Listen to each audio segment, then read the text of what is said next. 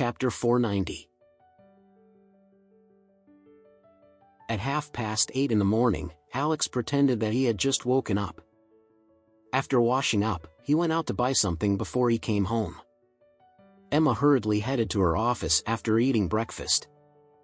After that, Elaine put down the dishes before she dragged her husband, Trump, out to visit the villa at Beacon Top with her. She was already starting to lose her patience since it was taking such a long time for the renovations at the villa to be completed. Trump was very unwilling to go and he tried to persuade her. There are several floors in the villa and it adds up to more than 1,000 square meters. The renovation and decorating job for the villa must be really very laborious. It should probably take more than half a year for them to be done with the renovation works. It's useless even if you are anxious. Elaine replied in a dissatisfied manner, "I don't care. I have already lived in this broken house for long enough. If the renovations aren't completed by next month, then I'd rather sleep in the uncompleted villa instead of staying here a minute longer." After that, Elaine urged Trump immediately, "Stop talking nonsense. Change out of your clothes and drive me over to have a look at the villa. Hurry up.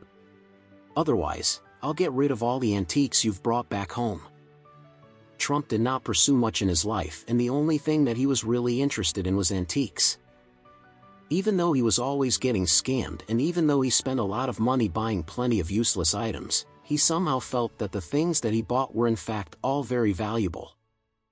Even if they were not valuable at all now, he was certain that they would certainly be very valuable after waiting a few years.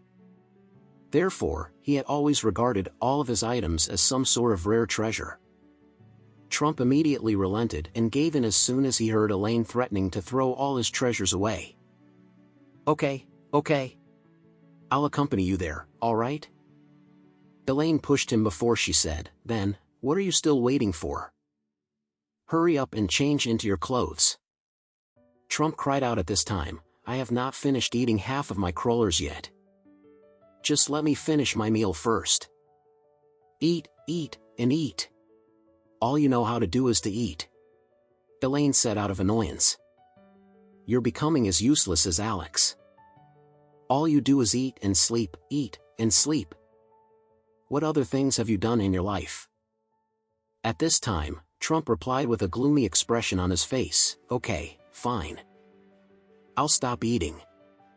After he was done speaking, Trump quickly got up to change his clothes. When he returned after, Elaine urged him to leave the house immediately. When Alex saw that his entire family had already gone out, he quickly took out his cell phone before he called Matthew to ask him to send over more than 30 types of medicinal herbs and materials. He wanted to refine his rejuvenating pill as soon as he possibly could. Matthew naturally agreed to send the herbs over to him and told him that he would deliver the herbs and materials to him as soon as possible. As soon as he hung up, Alex suddenly received a phone call from Paisel. As soon as the call was connected, Paisel said respectfully, "Mr. Anderson, did you manage to catch the Chinese man who tried to steal the medicine from me yesterday?" "Yes, we caught them," Alex replied. "I simply laid out the trap for them, but I really did not expect them to jump right into it." Paisel was also surprised and he quickly said, "Mr. Anderson, I heard some of my friends in the medical circle saying that the chairman of Suki Pharma, Mr. Fuji Suki, passed away early this morning from a sudden illness. Is this incident related to the 3 pills that you gave to me that day?" At this time, Alex replied faintly, "Yes, Mr. Fuji Suki died after he took one of the 3 pills that I gave you. In fact, those pills aren't actually miracle medicine but are actually poison."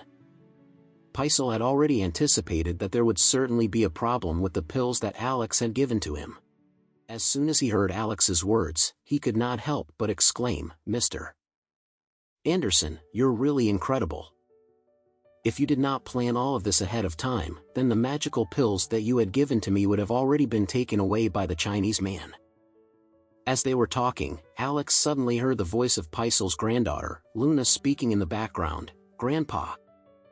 The brothers from the Baker family, Alan and Burton, are here to see you." The Baker family, Paisel could not help but frowned. "Why are they here to see me?" When Alex heard this, he simply smiled and said, "I heard that Sean's nerves have begun to fester after taking the medicine created by the Baker family.